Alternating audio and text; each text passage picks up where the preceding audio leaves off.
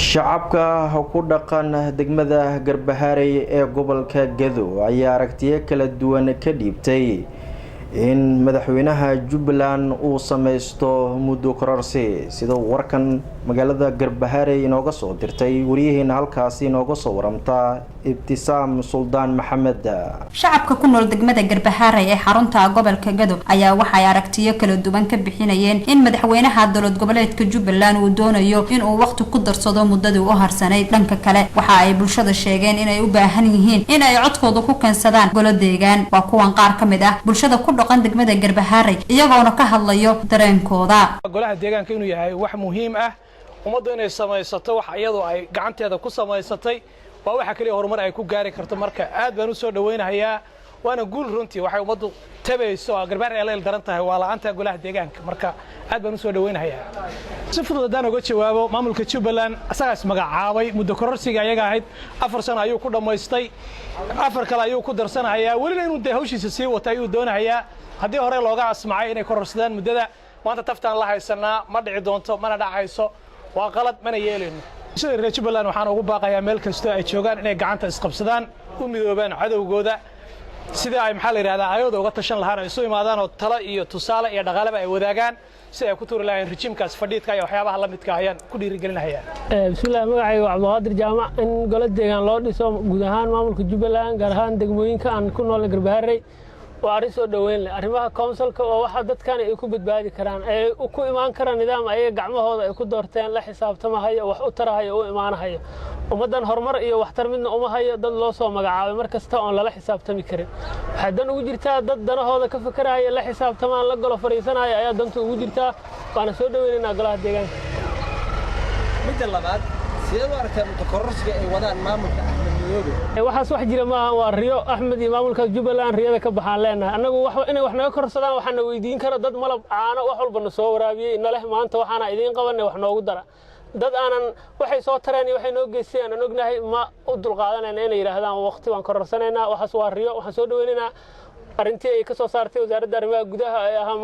maamul walba inuu qabto doorashada xilligeeda uu sameeyo taasaan soo dhaweynaynaa aan ku garabsiinaynaa nidaamka Axmed inuu indhaha u kala furo oo aqbala ayaan rajaynaynaa hadii la hayra Jubbaland waxa ugu baaqaynaa aayihiina idinku idin la jira Axmed lama jiro dawladda lama jiro midna aayihiina idinku idin la jira in aayihiina ka tashataan araahdiina aruurisaan fikirkiina sameysaan maamul idinka dhisanaysaan aad dhisataan sidaas aad dantiina ku jirtaa mar walbana aan ilaahay isku garabsiiyo isku garab taagnaada. magacayga waxa la yiraahdaa Hodan Cabdi Diiriye waxaan ahay guddoomiyihii hore ururka haweenka degmada Garbaharey haddana xubin ka mid ah degmada Garbaharey ururka haweenka degmada Garbaharey waxaan u arkaa in loo sameeyo council degmada Garbaharey horumar iyo nabad iyo reereyn iyo maxaan ku dhahay deganaansho iyo marxaladda hadda ay ku jirto oo ka baxday baan u arkaa.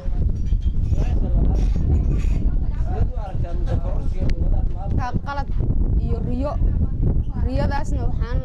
inuu ka baxo yaan kula talin lahaa in dawladda federaalka dawladda dhexe inaysan ka asmicin waa kula talinaya arrintaas ayada